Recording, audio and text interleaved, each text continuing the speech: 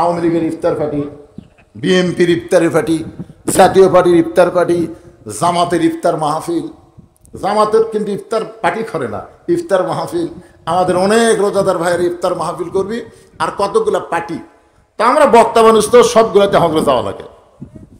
এক পার্টিতে গেছি, পার্টিতে যাওয়ার পরে বলতেছে হুজুর, এক ছেলে বলতেছে ভালো করে দোয়া করবেন, হাজার হাজার টাকা খরচ করছে, হাজার হাজার টাকা খরচ করছে হুজুর, এত আইটেমের ইফতার পার্টি, ভালো করে দোয়া করবেন।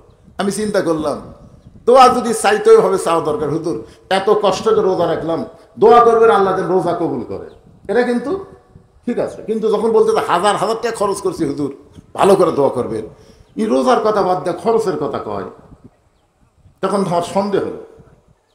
আমি বললাম ভাই তুমি আমার কাছে আসতো, যে কাছে আসছে কানে কানে বললাম তুমি মনে হয় রোজা নাই। হুজুর আমি রোজা নাই, এটা কেমনি বুঝলেন? আমি বললাম তোমার সোপা দেখলে বোঝা যায়, তোমার সোপার যে সাইজ, একটা রোজাদারের চেহারা ইফতারের সময় আলাদা একটা নূর, আলাদা একটা সৌন্দর্য তার চেহারার মধ্যে থাকে। জোরে কোন কথা ঠিক কিনা? আর তুমি কোন আক্কেলে বললে হাজার হাজার টাকা খরচ করছি, টাকা খরচের দোয়া না রোজা রাখলে কষ্ট করে তার জন্য দোয়া, আল্লাহ যেন রোজা কবুল করে। তাই হুজুর আমরা তো রোজা রাখি না, তো ইফতার পার্টি করি, হুজুর রোজা রাখি না। আল্লাহর সাথে ঠাট্টাগিরি করো, এলা মস্কার আল্লাহ পছন্দ করে না। জোরে কোন ঠিক কিনা? আমিও দোয়া করলাম। আমি হাসিনা সরকার যখন ছিল ইফতার পার্টি যাইতাম, আগে দেখতাম কে ডাকতিছে, আমার কে ডাকলো, দোয়া তো করাই লাগবে। আমি সব জায়গায় বাংলা দোয়া করিনি। আচ্ছা বেরোজাদার দোয়া চাচ্ছে, আমি কি ওটি বাংলা দোয়া করে ধরা খাবো? আমি আরবিতে যত গড় দোয়া আছে আমি গড় দোয়া করতেছি, ওরা না বুঝা খালি আমিন আমিন করতেছে। আমি মনে মনে কইলাম আলেমদের বিরুদ্ধে লাগিস না রে, আলেম যখন বাংলা পারবি না তখন আরবিত মার দিবি। তোর এখন কথা ঠিক কিনা? তো আল্লাহ চাহিত এই বিপদ থেকে আল্লাহ আমাদের হেফাজত করছে। আগামীতে রোজা না রেখে কোন ইফতার পার্টি দিবেন না। ইফতার হতে আল্লাহর অত্যন্ত পছন্দ। আল্লাহ বান্দাকে বান্দিকে জান্নাতের একটা নিয়ামত ইফতারের সময় দেয় রোজাদার যারা। জোরে কোন কথা ঠিক কিনা? আর একটা হলো লিকাই রব্বি, আল্লাহর সঙ্গে দিদার। মানে দরজা এত সুন্দর বুঝলেন, চাকচিক্যময় দেখে ঠস করে বসে পড়বি। ফেরেস্তার বলবে বসলেন কেন? বলে জান্নাত পাশে নিয়ে। তখন ফেরেস্তাকে আল্লাহ জান্নাত তো বহু দূরে, এরকম ৭০টা দরজা বাড়ি দেওয়ালা, তারপরে জান্নাত যে হারে বসা শুরু করলো, তো প্রত্যেকটা দরজা জুড়ে এরকম বসবার চাই, তাহলে আমাকে তো কামি সারা। তা আল্লাহ বলে ফেরেস্তা যখনই বসবার চাবি তখনই মারবা ধাক্কা, মানে বসার টাইম যেন না পায়, ওই বসার টাইমে ধাক্কা দিবা আর এক দরজা, আবার বসে আর ধাক্কা, এই ধাক্কায় ধাক্কায় ৭০ দরজার পাড়ি দিয়ে যখন জান্নাতের মূল দরজায় যখন রোজাদার আসবে, অফতিহাত আবওয়াবুহা وقال لهم خزنتها سلام عليكم طبتم فادخلوها খালিদিন। আল্লাহু আকবার। একটা না অফতিহাত আবওয়াবুহা মানে জান্নাতের সব দরজা, 8টা দরজা আল্লাহ খুলে দিয়ে বলবে সালামুন আলাইকুম তিবতুম ফাদখুলুহা খালিদিন। রে রোজাদারেরা, তোমরা আমাকে না দেখে সারাদিন কত কষ্ট করে রোজা রেখেছো, আমি আল্লাহ তোমাদের রোজার মুত্তাকি দেখে তোমাদের জন্য 8টা জান্নাতের দরজা খুলে দিলাম, তোমার চিরস্থায়ীভাবে জান্নাতের মধ্যে থেকে যাও। জোরে কান সুবহানাল্লাহ। সঙ্গে সঙ্গে রোজাদার কি বলবে? রোজাদাররা বলবে ক্বালুল হামদুলিল্লাহিল্লাযী সাদাকানা ওয়া'দাহু ওয়া আওরাসানাল আরদ। আপনারা মনোযোগ দিয়ে শুনতেছেন না? রোজাদাররা তখন কি বলবে? যে আল্লাহ আপনি জান্নাতের দরজা খুলে দিয়েছেন, আর আমরা জান্নাতের মধ্যে প্রবেশ করব, এমন জান্নাতের লোভী আমরা না। আপনি জান্নাতের দরজা খুলে দিয়েছেন আর আমরা দৌড় দিয়ে জান্নাতে প্রবেশ করব, সেরকম লোভী তো আমরা না। ওয়াকালুল হামদুলিল্লাহিল্লাযী সাদাকানা ওয়া'দাহু ওয়া আওরাসানাল আরদ। আপনি দুনিয়াতেই তো আমাদেরকে জান্নাত দেওয়ার ঘোষণা করছিলেন, সেই ঘোষণা অনুযায়ী আজকে জান্নাতের দরজা খুললেন। আপনি কি মনে করছেন আমরা জান্নাতের মধ্যে প্রবেশ করব? ফেরেশতারা কয় কে রে, এরা মানুষ নাকি? জান্নাতের দরজা খোলা হলো, যেই জান্নাতের তাকালেই ভিতরে খালি লোভ আর লোভ এসে জড়ো হবে, আর দেখার পরে কয় আমরা জান্নাতে প্রবেশ করব না, আমরা এত লোভী না।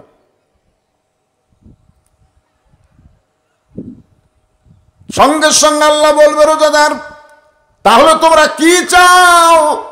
রোজাদার বলবে 10টা, এই 8টা দরজার কথা তো আপনি বলেন নাই।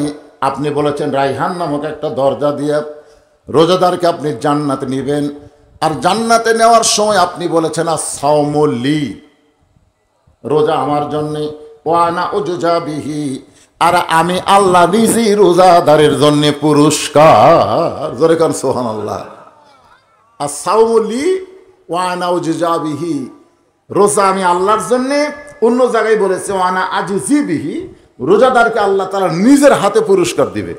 নামাজের পুরস্কার আল্লাহ ফেরেশতার মাধ্যমে দিবে, যাকাতের পুরস্কার আল্লাহ বান্দাকে ফেরেশতার মাধ্যমে দিবে, হজের পুরস্কার আল্লাহ ফেরেশতার মাধ্যমে দিবে, আর রোজার পুরস্কার আল্লাহ নিজে হাতে রোজাদারকে দিবে। জোরে কর সুবহানাল্লাহ। এই নিজের হাতে পুরস্কার হলো রায়হান নামক দরজা, আর পুরস্কার হচ্ছে ওয়ানা উজজাবি, স্বয়ং আল্লাহ। রোজাদার বলবে যে আপনাকে না দেখে আমরা রোজা রাখছি।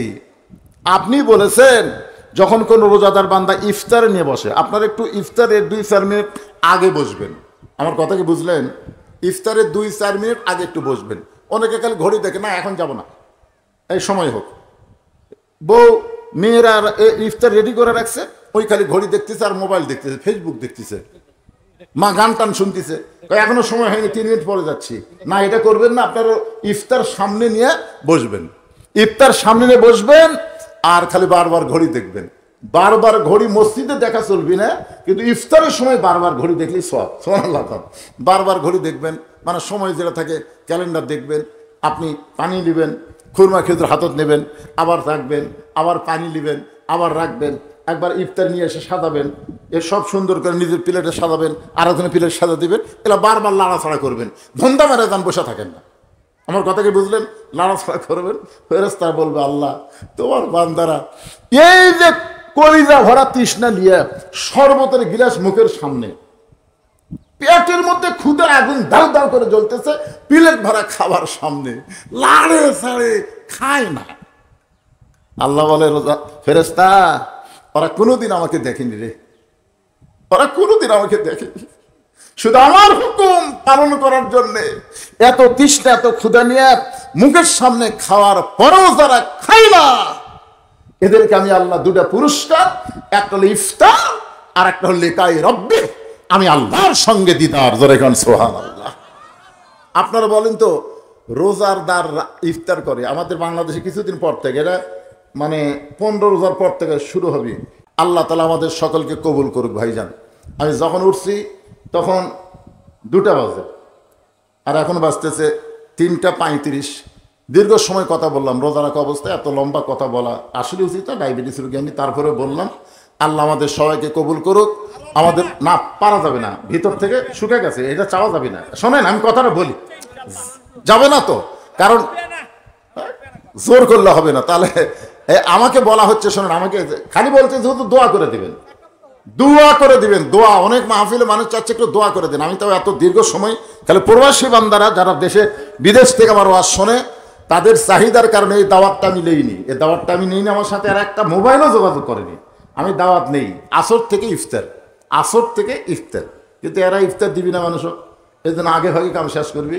এই দাওয়াতটা আমি নেইনি, দিচ্ছে আমার মাদ্রাসার মহতামিম। কথাটা বুঝলেন না?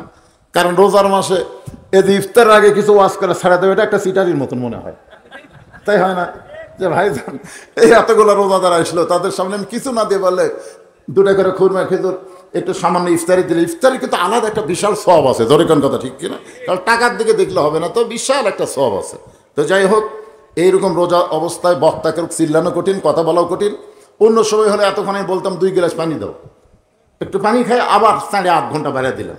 কি বক্তারা কি জন্য 8 ঘন্টা বাড়ায়, 10 মিনিট বাড়ায়, তখন তার বললে কোনো সমস্যা না। আমার এখনো ইফতার হতে আরো 2 ঘন্টা বাকি আছে। চিন্তা করছেন, এই 2 ঘন্টা আমাকে ধৈর্য নিয়ে থাকতে হবে। আপনার দোয়া করে, অসুস্থ মানুষ যে ডায়াবেটিস রোগী ভিতরে শুকে যায়, যাটুকু বললাম এখন দোয়া হবে।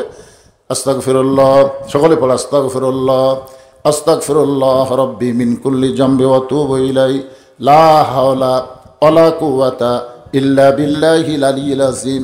আল্লাহুম্মা আমিন।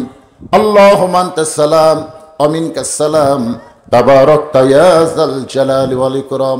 আল্লাহ তোমার বান্দা আব্দুস সালাম, আল্লাহ তার বাড়ির আঙ্গিনায় আল্লাহ সে প্রবাসী থাকে, বিশিষ্ট ব্যবসায়ী, তারা আজকে দিনের বেলা রমজান মাসে এই সুন্দর আয়োজন করেছে। আল্লাহ মেহেরবানি করে আজকের মাহফিল আমাদের সকলের হিদায়াতের জন্যে, নাজাতের জন্যে, জান্নাতের জন্যে আল্লাহ কবুল করো। এই মাহফিলের শুরু থেকে শেষ পর্যন্ত যত আলোচনা হইল, এর মধ্যে যদি ত্রুটি হয়, ভুল হয়, মাফ করে দিও। এর যা হাদিয়া মঞ্জুর করো। সোনার মদিনায় নবী পাকের রওজা মুবারকে আল্লাহ কবুল করো। তামাম আম্বিয়াই কেরাম, আসহাবে কেরাম, তাবিনী কেরাম, তাবিনী কেরাম, তামাম পৃথিবীর মাটির নিচে যত মুমিন মুমিনার শুয়ে আছে আল্লাহ সকলের ওয়াফরে হাদিয়া কবুল করো। আল্লাহ আমরা যারা হাত তুলেছি, আমাদের মা বাবা দুনিয়া থেকে কবরে চলে গেছে, রমজান মাসে কবরবাসীদেরকে আল্লাহ রহমত করে। আল্লাহ আমাদের আপনজন মা বাবা যাদের কবরে গেছে আল্লাহ কবরকে জান্নাতের টুকরা বানিয়ে দাও। আল্লাহ আমার মা বোনেরা পর্দার অন্তরালে বসে বসে ওয়াজ শুনেছে, আবিদা সালিহা পর্দার হিসেবে কবুল করে মা ফাতেমার চরিত্র দান করে দাও। আল্লাহ আমার সঙ্গে হাত তুলে আমিন আমিন যারা করে, কে কোন নিয়তে হাত তুলেছে আল্লাহ সকলের রোজাকে কবুল করো। আল্লাহ রায়হান নামক দরজা দিয়া জান্নাতি কবুল করে তোমার দিদার আমাদের সকলেরকে নসিব করো। আল্লাহ অনেকে আরও কথা শুনতে চাচ্ছিল, কিন্তু আল্লাহ শারীরিক অবস্থার কারণে যতটুকু বলেছি বক্তা এবং শ্রোতা সকলকে আমল করার তৌফিক দাও। আল্লাহ যারা কষ্ট করে মেহনত করে এত সুন্দর আয়োজন করেছে তাদের সকলকে জান্নাতি মানুষ হিসেবে কবুল করো। আসমানের বেলা আসমানে নাও, জমিনের বেলা জমিনে ডাবায় দাও। কোরআন নাজিলের মাস রমজান মাসে আমাদের কোরআন মোতাবেক চলার তৌফিক দাও। আল্লাহ কোরআনের বিজয় দাও। আয় আল্লাহ তাআলা গোটা বাংলাদেশের প্রতি রহমত বরকতের দরজা খুলে দাও। সবাইকে মিলেমিশে মহব্বতে বসবাস করার তৌফিক দাও। সবাই নিজের দিকে একবার তাকান, দেখেন খেয়াল করে কত মানুষের জানাজার নামাজ আমরা পড়েছি। এই দুই হাত দেখ কত কবরে আমরা মাটি দিয়েছি। যেদিন আমাদের মৃত্যু হবে দিনটা যেন জুমার দিন হয়, যে মাসে মৃত্যু হবে মাসটা যেন রমজান মাস হয়। ইমানের সাথে রোজা থাকা অবস্থায় দুনিয়া থেকে বিদায় নেওয়ার সময় আমাদের সকলের জবানে তুমি জারি করে দিও লা ইলাহা ইল্লাল্লাহু মুহাম্মাদুর রাসূলুল্লাহ সাল্লাল্লাহু আলাইহি সাল্লাম। আসসালামু আলাইকুম ওয়া রাহমাতুল্লাহি ওয়া বারাকাতুহু।